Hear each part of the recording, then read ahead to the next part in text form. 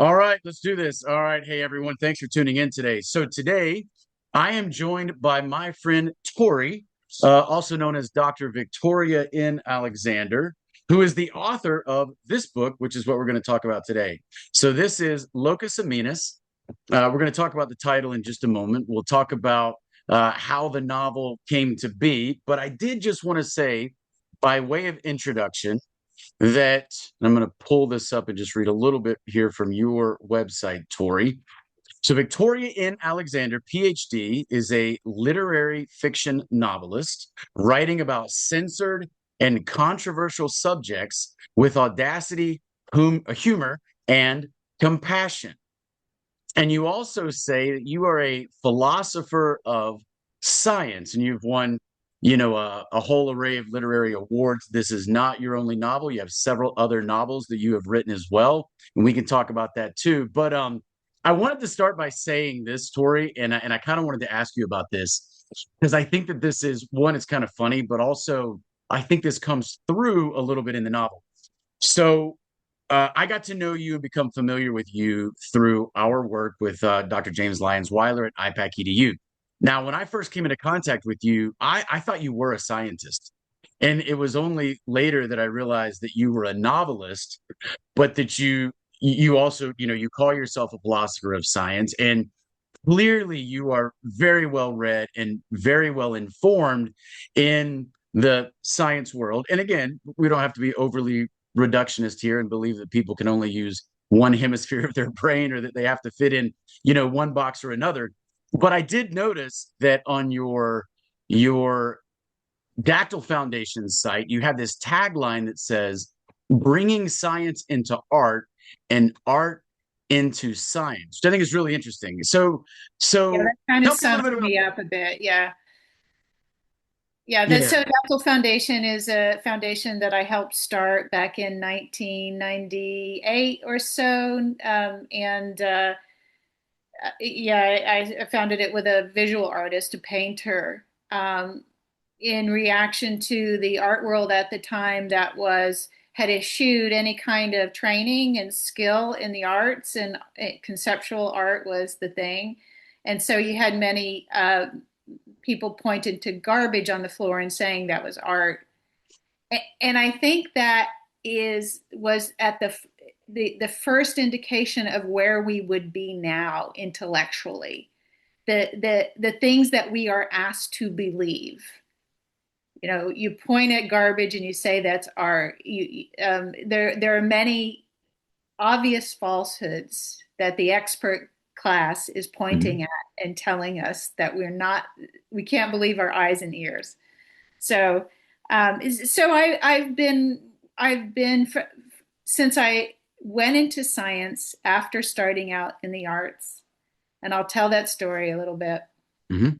Um, I had this I had this front row seat on this sort of degeneration of culture and intellectual culture, because I believe it started first in the arts. It may have been the CIA with their interference with the art world with Jackson Mhm. Pollock, well-known stories. Mhm. The arts and narrative are very useful tools for controlling public opinion. And that's why you taught the course at IPAK-EDU called Literature as Resistance, which explored all those famous dystopian novels and how important they are for everyone talks about the narrative, the official narrative. We have to go against the official narrative. Um, do we do that with science, or do we do that with narratives of our own? Both, I guess. But I think our movement, medical freedom movement, political reform, and so forth, freedom, I don't know if we've really created the culture with the arts to help lead the way. And of course, the arts are really inspirational. If you look back on history, the big cultural revolutions were often Mhm. started with the arts. So I'm wandering a little bit here. What would you, Right. No, where that's should great. I go No, next? well, yeah, no, that's great. And you you kind of mentioned the CIA there, and I think For those who are familiar with how the CIA has operated within culture, people may be familiar with what they did with music. If they're familiar with, there's the book out there, Weird Scenes Inside the Canyon about Laurel Canyon. People may be aware of that, but even people who are aware of that may not necessarily be aware of what happened, in the art world. You did mention Jackson Pollock, so that is really interesting. And let me ask you this. So when did you write your first novel and what made you become a novelist? My first novel was published in 1996, and it was called Smoking Hopes. Hope is a Japanese cigarette. And it was about my disillusionment with authority when I was a young person, um, going out in the world for the first time, realizing that a lot of things that I learned were not true, and becoming very cynical about all authority and trying to um, build a new understanding. I told that story from the point of view of a 6 foot stripper with breast implants and hair extensions. And to give it a kind of a weird perspective, I had just finished reading Martin Amos's book, John's Self, where the narrator is this sort of grotesque movie maker, advertising person, Mhm. and to get inside the head of somebody that's kind of a product of dysfunctional culture, and then to have some sympathy for that person and to understand how they became who they are and what sort of redemption you might have for that person. That was my first novel. So that was kind of a controversial novel, but it did very well, and Mhm. I was uh, on the cover of different magazines and whatnot. I found that the literary world really is interested in the first time novelist, and but if it's your second novel, third, fourth novel, who Right. cares, But there's this weird sort of obsession about, this is your first time. Uh, so that novel was pretty successful because it was very used a lot of lingo and kind of hip and young, and spoke to young people. And the second novel was about euthanasia in the Bible Belt.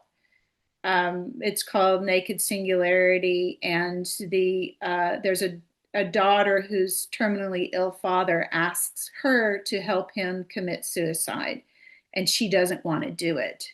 And that triggers a lot of reflection about your place in the universe, who gets to decide when, what is fate, what is free will. Um, and then there is a male night nurse who is a predator, tries to take advantage of the daughter. And so there's a lot of drama in that one. And I just did an audiobook. That one came out in 2003. Mhm. I just did the audiobook for that one. And so that one was really hard to promote. It was published by the same publisher, Permanent, that the first Mhm. one did. But how do you? Oh, this is a story about euthanasia. Well, I mean, you mentioned there on your site that you deal with controversial topics, so you're not afraid to go there in your literature. Well, what makes because we already talked about this. I mean, you mentioned the CIA, and I'm right there with you. So there are, culture is an interesting phenomenon, and there are ways in which culture can be weaponized against us or can be degraded, et cetera. And that, of course, has an impact on society. So, what is the role that you think fiction can play, either positively or negatively, when it comes to its cultural impact? Well, I'll tell you what I tried to do with this novel, Locus Amoenus. In a nutshell, it is the story about a 9/11 widow who remarries, and her son Hamlet becomes depressed. So it's Hamlet reimagined as a 9/11 conspiracy theorist. So, yeah. So, and it's funny, it makes you laugh. And so that humor always helps people get Sure, into sure. a subject matter. If you take these things too seriously, as a lot of 9/11 truthers do, you're going to turn people off, right? Mhm. Last thing people want to do sometimes is learn that they're wrong, and be told to think this way. These are the facts. But if you're reading a story about somebody who learned something new, that's so much easier for your brain to get into that. And I was aware at the time. So let me just say that I found out about 9/11 and the difficulties with the official narrative Mhm. from Lynn Margulies. So I'm working in the sciences as a philosopher of science. After starting on a literature PhD, I did my dissertation research at the Santa Fe Institute in complex systems science. Maybe we'll get to how I ended up there, but that's what I did. Okay. Yeah, yeah, It makes perfect sense. It does. It makes perfect sense. But my dissertation advisor for my literary degree was a physicist. yeah. Mhm. Uh, so anyway, so I was working in the sciences, and I was talking to Lynn Margulies, who is a microbiologist who won this Medal of Science honor, one of the most famous women in science that you can imagine, just did incredible work. She provided evidence for the theory that organelles in the cell came from free roaming protists and became engulfed by another protist and then evolved, which is huge. It's a different form of a different kind of evolutionary mechanism beyond natural selection. You have two different species, two different, entirely different organisms merging, Mhm. having their own DNA intact. So she's an incredibly credible person who went against the scientists of the day who said that she was crazy, and she brought out compelling evidence. And with many years work, she was proven to be correct. And she's never afraid of challenging scientific orthodoxy. And I saw her the day that she went to visit David Ray Griffin, who is a 9/11 Truth scholar. Mhm. He, strangely, was a theologist who worked on process theology, very heady stuff, a Whiteheadian philosopher. But she had gone to meet with him to talk about the idea of process evolution. This is a long story, I'm sorry, but it's many twists and turns. But but he told her about 9/11, and she listened to an hour or two of him talking about it. And then she came to see me at Dactyl Foundation. I had invited her there to speak um, after talking to Griffith, and she told me about it. And so that was my first introduction to 9/11 truth. It didn't come from Alex Jones. It didn't come from someone who's outside of my peer group. It came Mhm. within my peer group, academia. And so in someone I respected a lot. And so I accepted it as true. And I just said to myself, oh gosh, I guess the people who do these things will figure it all out and sort it out and take it to court, or, whatever needs to be done. And I forgot about it for about Mhm. 4 years. Um, so, but in that time, so after hearing it from her, whenever I would encounter the 9/11 truth stuff, I realized that it was much despised. If you spoke about 9/11 truth, you were considered a conspiracy theorist. If I tried to bring it up with any of my colleagues in literary studies at the time, they exiled me. Sure.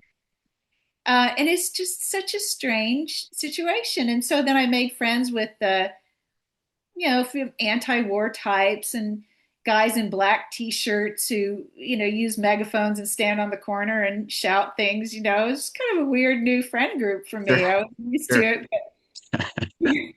it, strange bedfellows, but they were smarter about this than my academic friends were. And at the time, by this time in literature, I was starting to leave the study of literature because at universities, everyone was becoming obsessed with identity politics. If you read a book, it was all about what class Hmm. was the author from, what gender, how does their language reveal their biases and their prejudices and so forth. Interesting analysis sometimes because it's an analysis of the rhetoric of what somebody's using, but the whole, everything, every field, every book. And I was interested in stylists. I was interested in the way that authors used language to make meaning, and in particular, implicit meaning, not explicit, but how are they implying things? And when you imply things, you appeal to that emotional level of the reader, and you get into their mind by using art forms and metaphors and similes and things like that, which is much more persuasive than just telling a story that is all completely transparent and there's Hmm. no underlying hidden meaning to it. So my favorite author at the time was Vladimir Nabokov, who is a great stylist.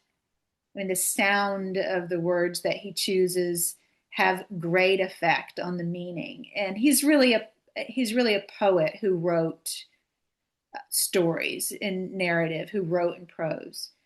He was also the world's most famous lepidopterist, and he had a theory of insect mimicry that challenged Darwinian theory. And I became interested in that, and I became interested in explicating his theory because he'd written really little about it and pieces had to be put together. So that became my focus. And it turns out that the Santa Fe Institute was beginning to study that kind of evolution. And Hmm. so I ended up there because of that.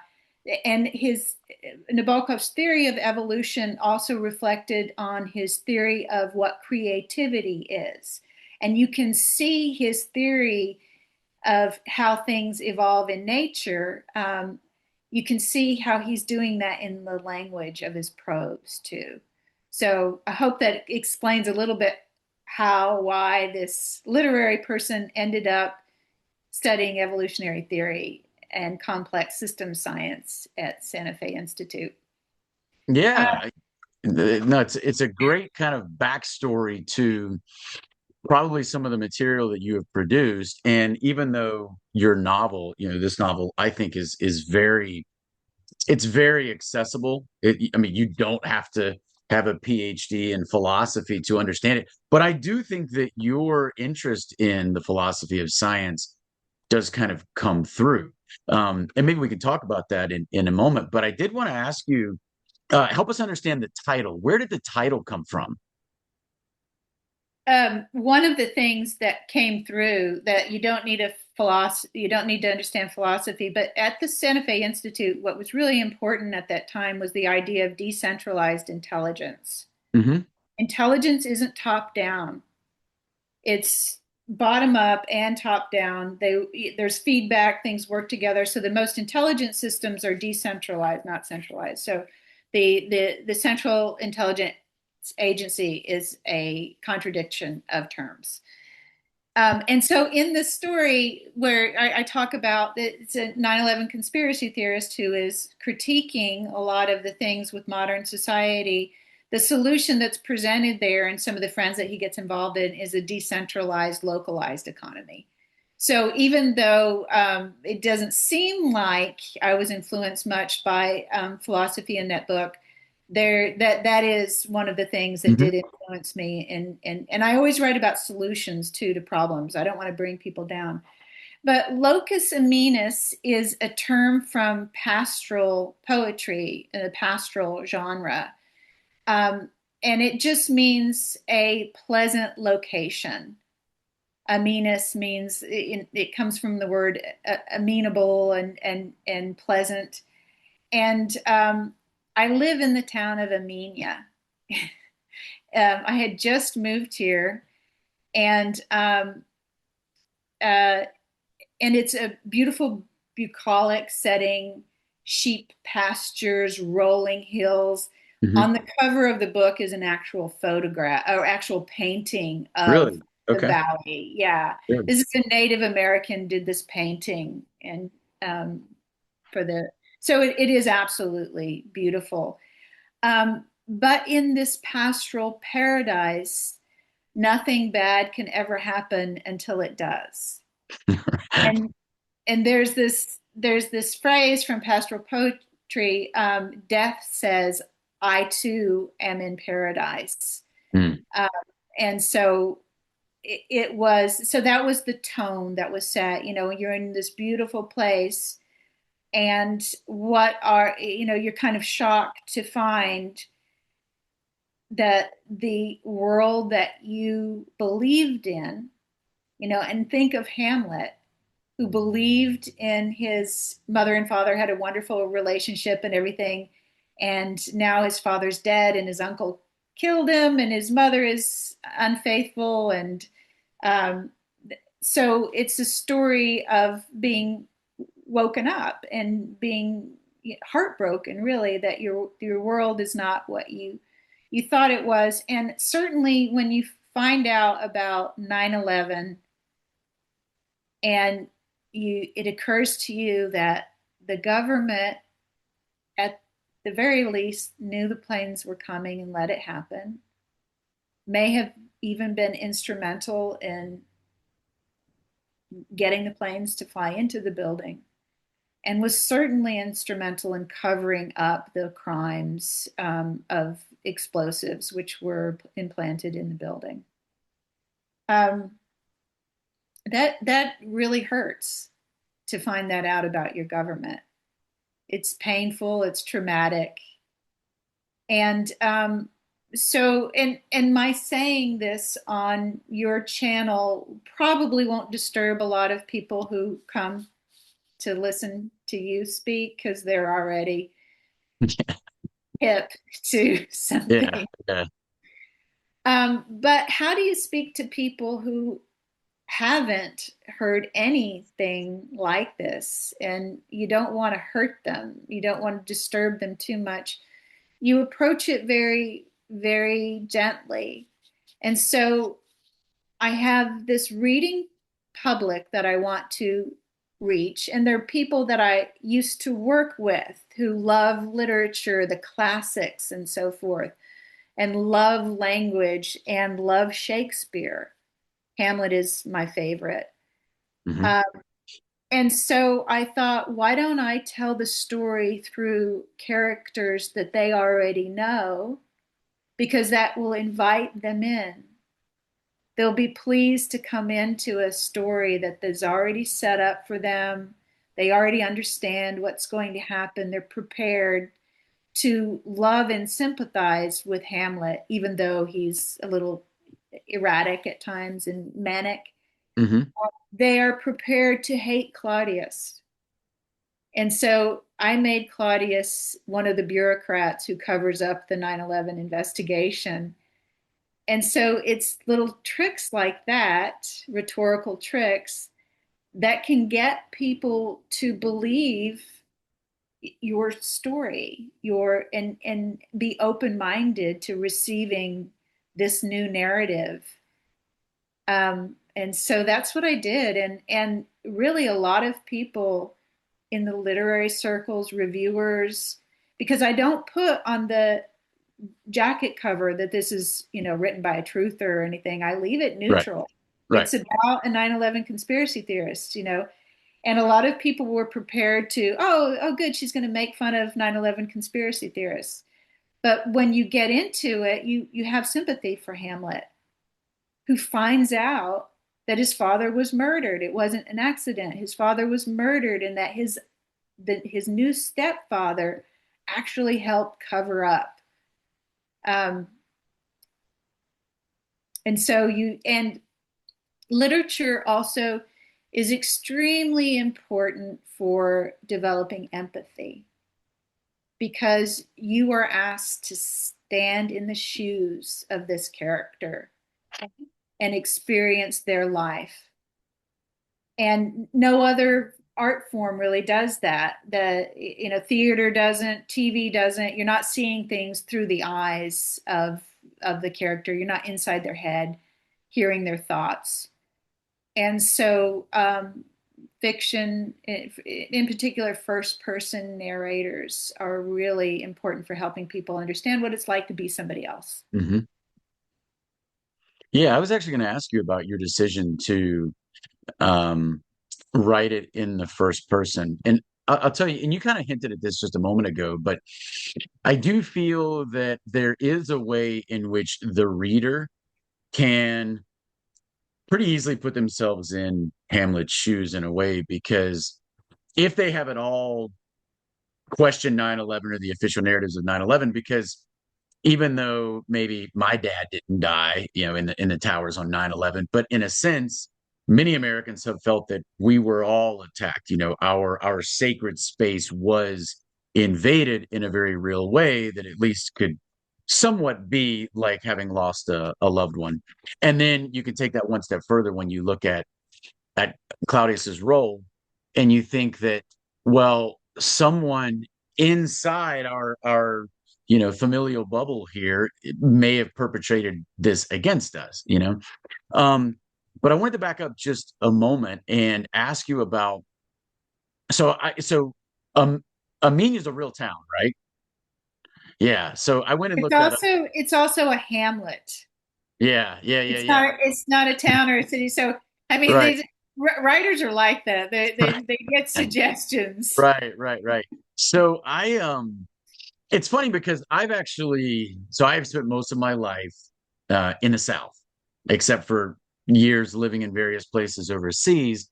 Having said that, and I grew up in North Carolina, I currently live in Tennessee. Having said that, though, the state where I've spent the most time outside of North Carolina, where I grew up, is New York. So on three separate occasions, I have lived for several years, which cumulatively has been a total of about 10 years that I've spent in New York.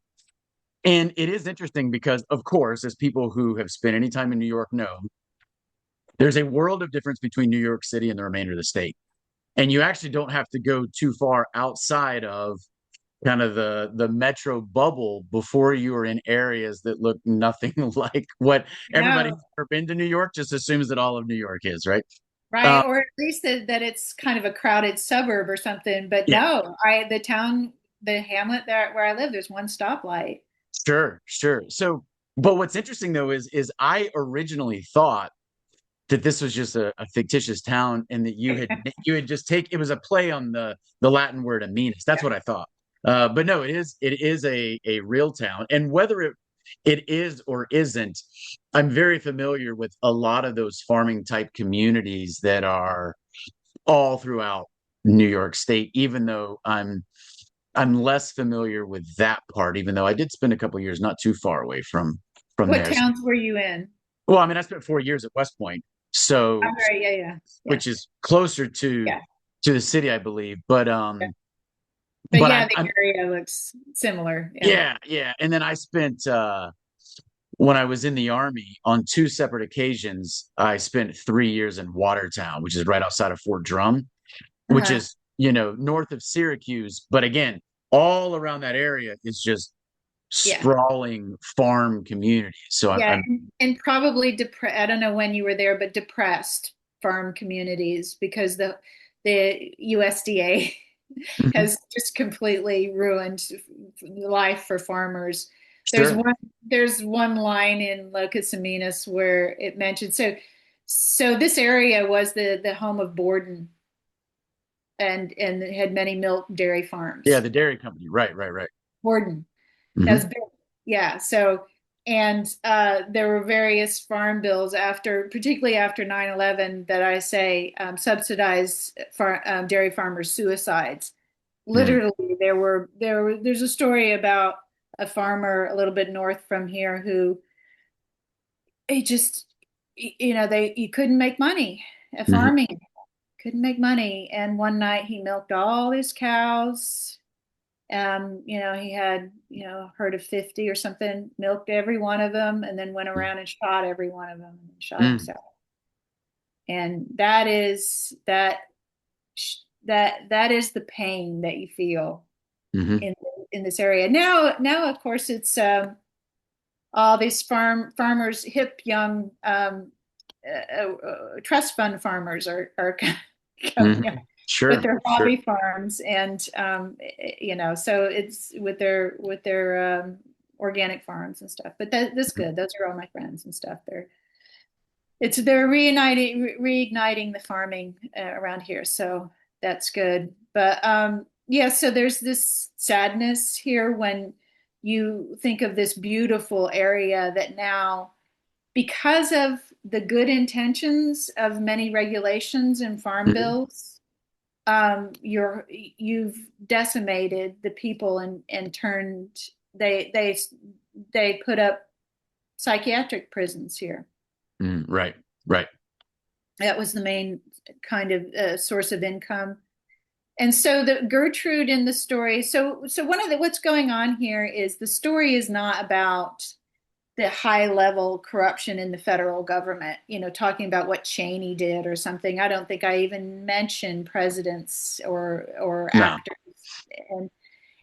But I wanted to show what political corruption looks like at the local level, because I was involved in local politics at the Mhm. time. My first foray into politics was trying to get healthy food in the school cafeteria.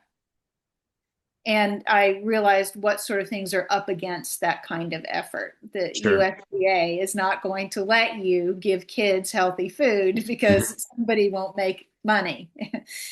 um, so I wanted to make it up close, and so I have stand-ins in the town.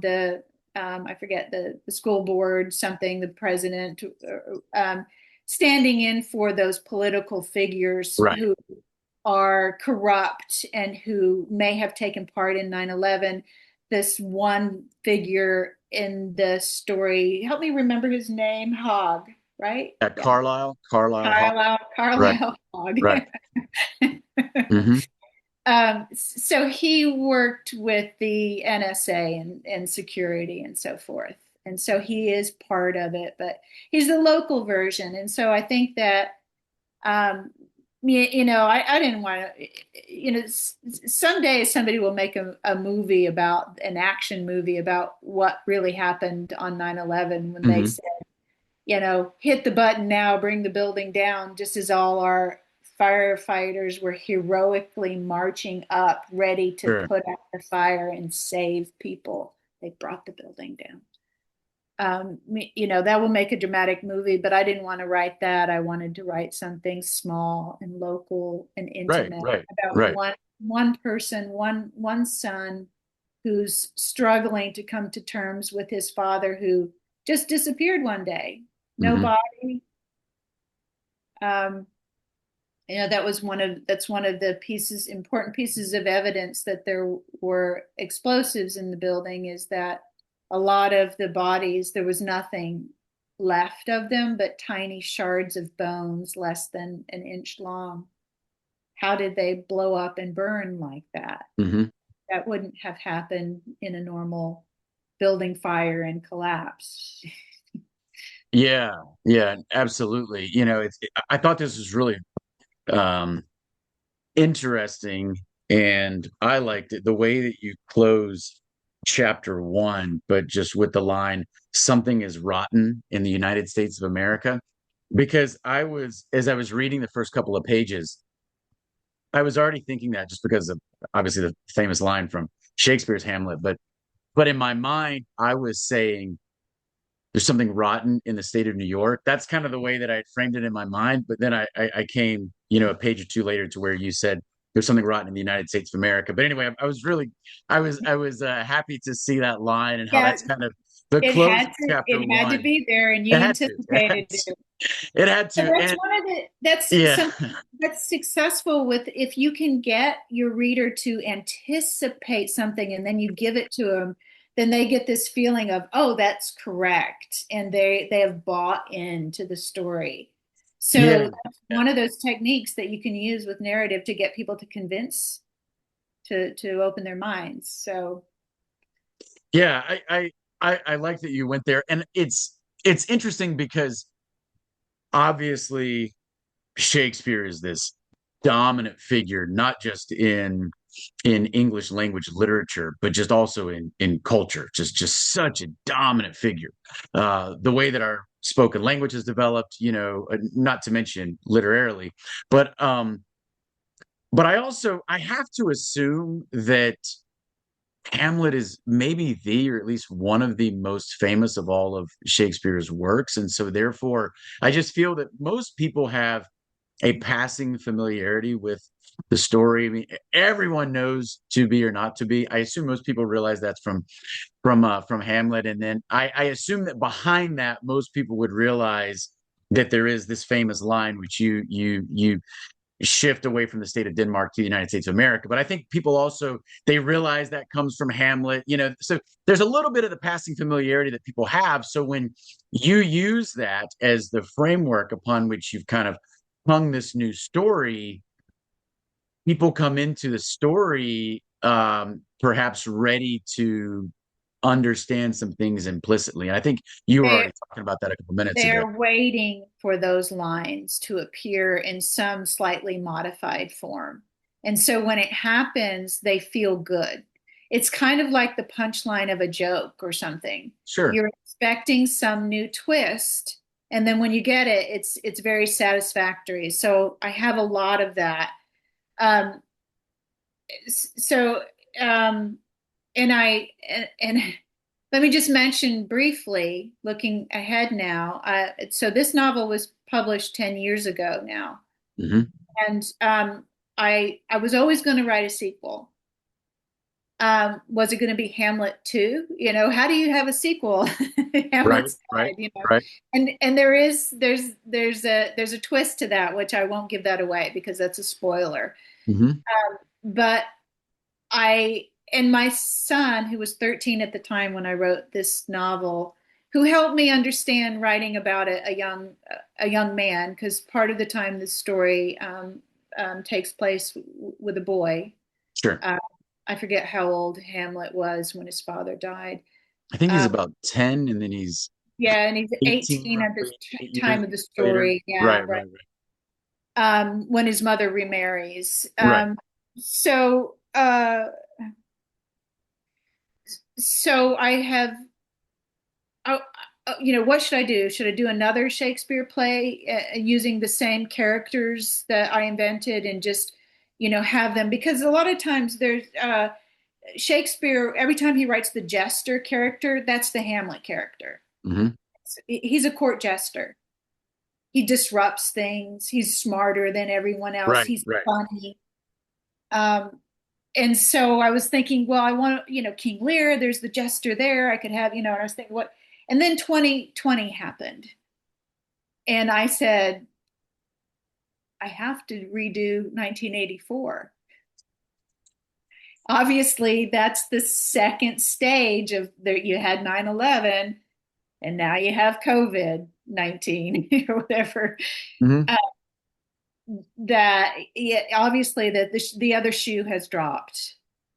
Um, and so I just have the character say I read, he says, the last time in my last memoir, I put on the mask of Hamlet to tell my story. And the character does say, I've assumed these identities um, to the to implicate the guilty. Names Hmm. have been changed to implicate the guilty, not to protect the innocent, but to Right, implicate the right, guilty. right, right, right, right. And so in the new novel, which is called Orwell 2020, which is going to be Mhm. coming out from Trine Day Press, um, Hamlet puts on the mask of Winston to tell that story. Sure. So, and some of the characters make their way over. Of course, Ophelia's dead; she doesn't make it in there, but Laertes does. So that's his friend from the military. Hmm. Uh, and I read a lot of diaries of people who were in the Iraq War Hmm. about their experiences with these IEDs, exploding devices. What are that kind of homemade exploding Right, devices? right. Hmm. And so I was happy with that character. I wanted him to develop now in the news story. Um, and he seems completely unlikely because he doesn't accept 9/11 and he leaves the military in Locus Amoenus. Hmm. And he seems absolutely he will not fall for the COVID thing, right? Because he is really a strong character. And sadly, in the new novel, he completely succumbs, Hmm. Hmm. which is a devastating thing when your friends that you thought would never believe that, what happened to this man, you know and it's just it's heartbreaking to see your friend lose their mind, basically. Sure, sure. Yeah, well, that I feel like all of this kind of resonates with me for a variety of reasons. One, well, first of all, let me say that I thought it was so first of all, just so people understand, we mentioned before that it's a quite accessible novel. So I do think some of that philosophy of science is certainly in there. The the necessity to ask questions, because I think you deal and I'm sure this was deliberate, but to me, you deal a lot more with the questions than necessarily the answers. I mean, you're not necessarily taking a stance one way or the other. These are just characters in a certain setting that are trying to, figure their way through this. Um, but I get to but do that as a fiction writer. I don't have to come down with that's the right. answer to what Sure. happened. I just Right. I this is the experience of somebody who's confronted with this theory. That's right. Yeah. But so I love the fact, but it also kind of contributes to it being, you call it a dark comedy. It's a fun read. It's not super oppressive. It's not that dark. Obviously, there are some, bad things that happen, as anyone who is familiar with Shakespeare's Hamlet would know. But also, um, you mentioned the names, so it's just funny to read about people living in upstate New York. Polonius, Claudius, Laertes, I um, I'm Rosencrantz, glad. Guildenstern. I mean, Yeah. yeah. So just I'm keeping all glad you think names. it's funny because a number of readers had problems with that. Don't call him Laertes, call him Larry. No, I'm not going to call him Larry. I'm going Right, to call him right, Laertes. right. Yeah, but it does take on a new dimension though with Rosencrantz and Guildenstern. It's just yeah. But I like that. I like the fact that there there's no illusion whatsoever as to who these characters are when you're kind of mapping them from the Shakespearean Yeah, yeah, context into, yeah. into your novel here. But also, so so you have this sequel that's going to come out, but now it's kind of set around everything that happened with COVID. And again, this resonates with me a lot because one, my own military career was very much bookended on one side by 9/11. I was a cadet at West Point when that happened. And then on the other end, with everything that happened as the part of the fallout of the whole, COVID scenario. But also in terms of my own, whatever, awakening, just to use that term that people use, it was around the 9/11 issues. So it was about 2007 when I started to question the narrative of 9/11. And first of all, I was an officer in the Army. I'd already spent 4 years at West Point. I had already been to Afghanistan once before this happened. So again, the character of Laertes and his experiences, like I can understand that. But also You mentioned this about Laertes, and I certainly will be excited to read the new novel when it comes out. But this is a real phenomenon. People who seem to wake up to one of these events, and then it's almost as if they then kind of go back to sleep. I have seen that now with friends over the whole COVID thing. 3 years ago, they couldn't believe all this. They were starting to put things together, and now they have almost started to slip back into the trance, which is certainly quite dangerous. So, yeah, I'll be excited for the new novel to come out. Yeah, yeah. If there's a movie, you could play Laertes, I think. Well, um, I here's what I would say about that, because I did find that character quite interesting, or maybe just one that I could identify with. Though I can also identify with Hamlet. Here's what I would say about Hamlet. So if you're reading the novel, because I did kind of do this at one point, and you're like, this doesn't really sound like a lot of teenage boys that I know, having been one myself, a couple decades ago. But you have to remember Shakespeare's Hamlet. I mean, he's smarter than everybody else around. He has this very incisive wit at times. There's the whole question in Shakespeare's Hamlet as to whether or not he is truly descending into madness. So that's kind of the way that I would somewhat read about your Hamlet too. Because I think to some degree that is theirs. All right, what's going on with this young kid who is trying to figure out, come to terms with the death of his father. Now there may be some more suspicious circumstances around his father's death. And this new man is coming to his home that has married his mother. The relationship that Claudius has with what may or may not have happened on 9/11, and then, the way in which the commission reports came out afterwards. So that's kind of the way that I would read into a lot of what your character Hamlet does and says in the novel as well.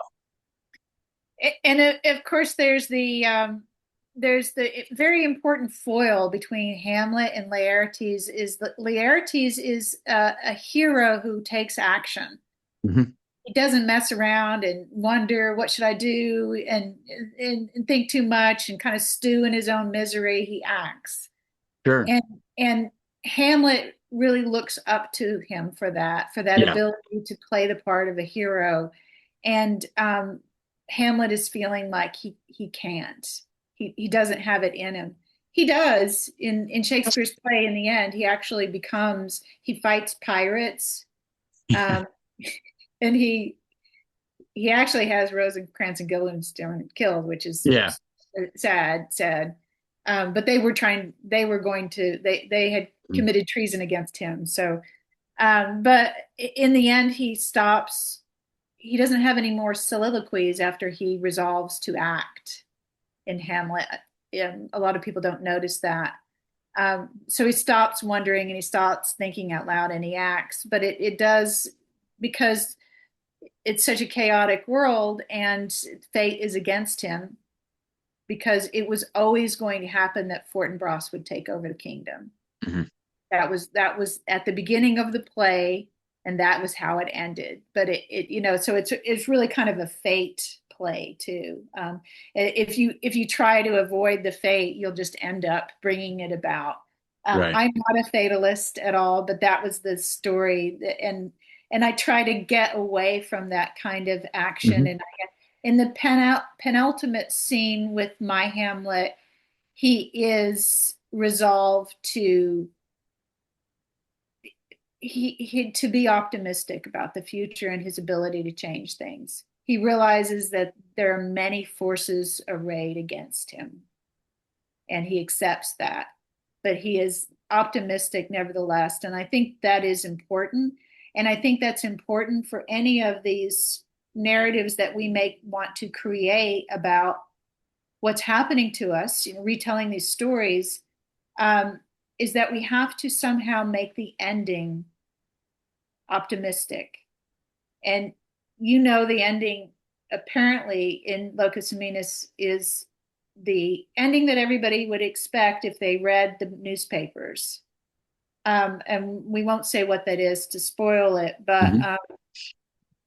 But there is a twist to that in the second book, how I resolve things and we go on from there. And it's actually possible to think of solutions. And I continue some of the solutions that I started in Locus Amoenus, where there's this local community that is farming for themselves, coming up with their own local currency, getting off the grid, that kind of thing, which is not going to solve all of our problems, but it's the first problem that we have to solve. Sure, sure.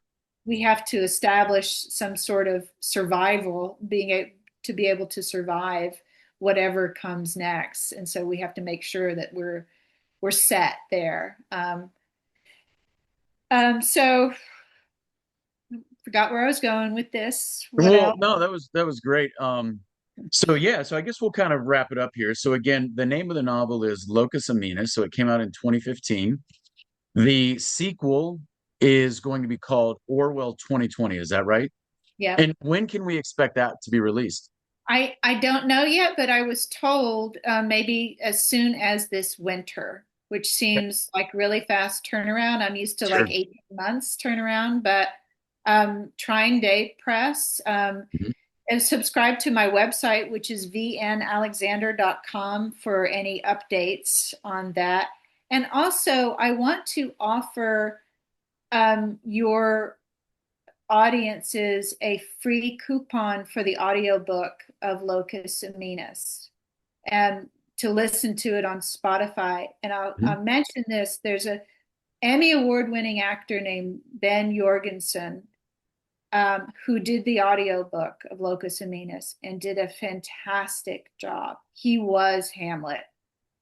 Wonderful. But he told me that it was dangerous to play the part of Hamlet. Many actors have killed themselves Yeah, yeah, yeah, yeah. later. Yeah. And in 2020, he found himself visiting his mother in London with a new stepfather who hated him. Mm, He got wow.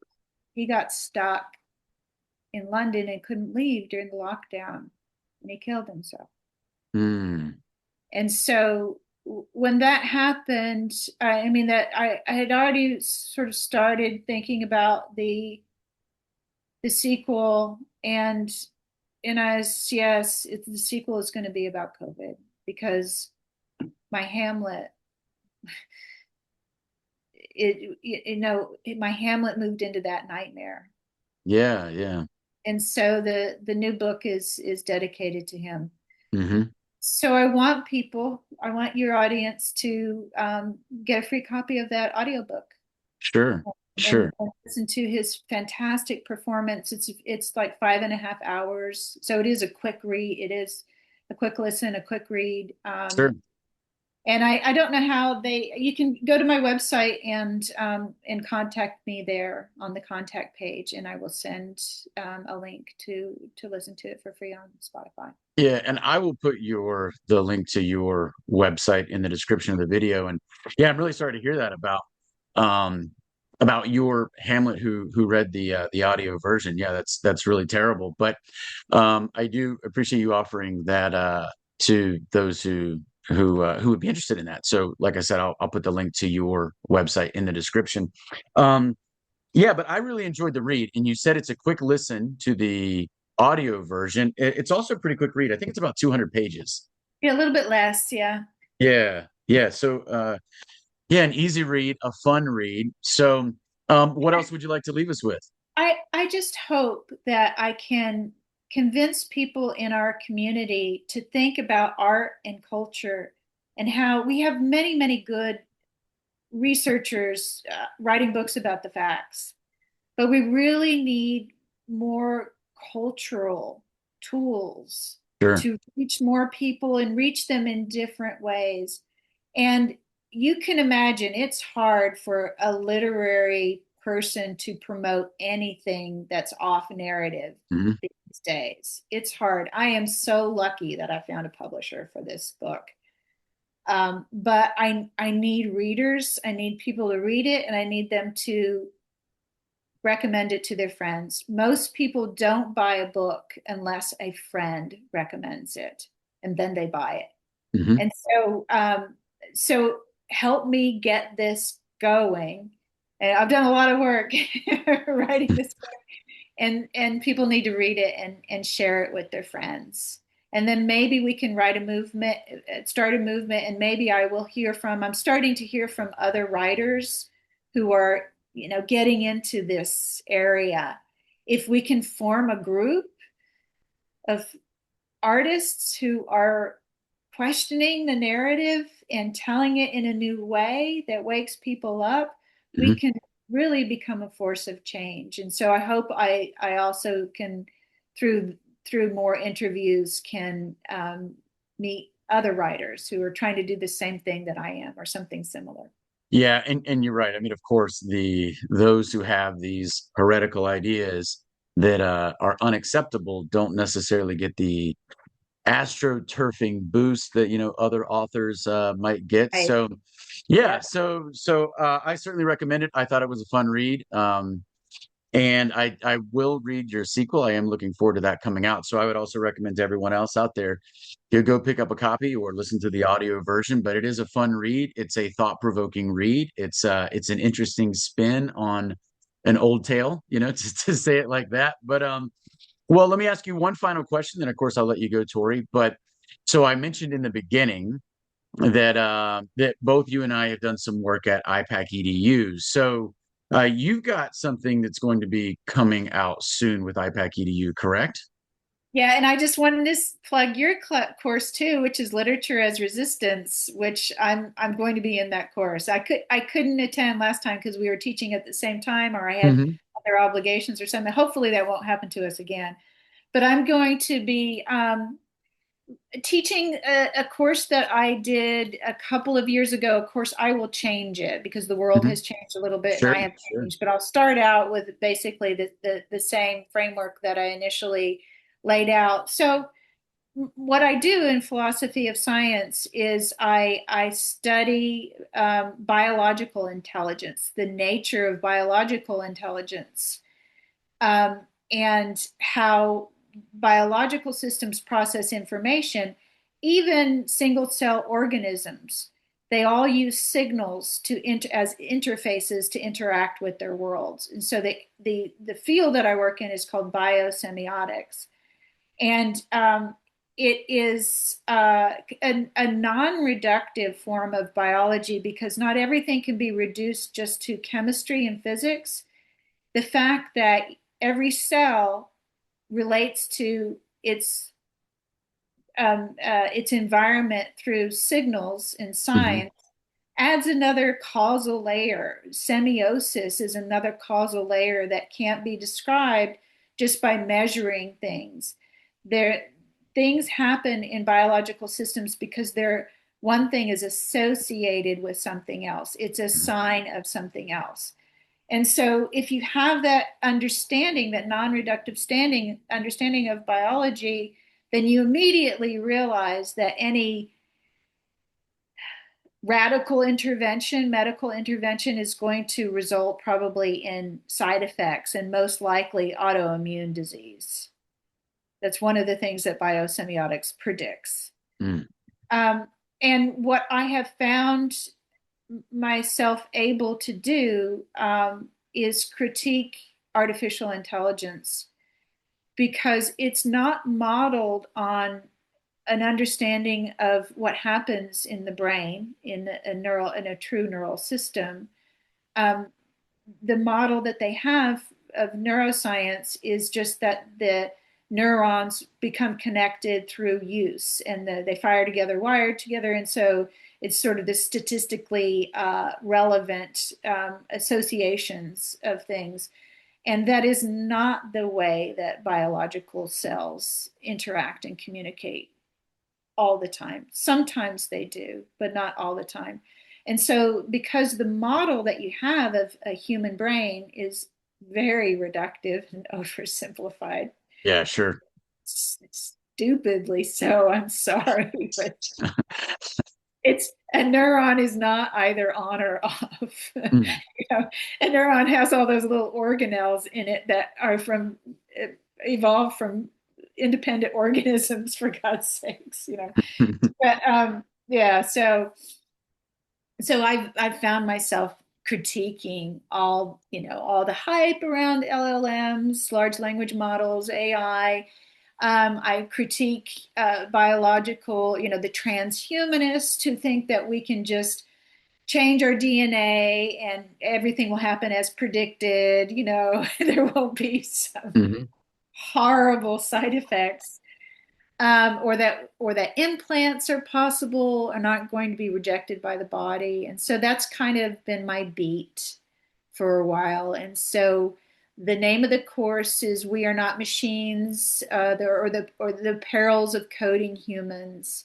So if you're interested in a really deep dive, a critique of all these things, that's not from the point of view as, oh, that would just be bad, or we can't do it, or that would be dangerous for us to do it, or AI is going to take over the world and everything. No, this is a sober look at why the whole transhumanist agenda is going to fail, because it's based on really bad science.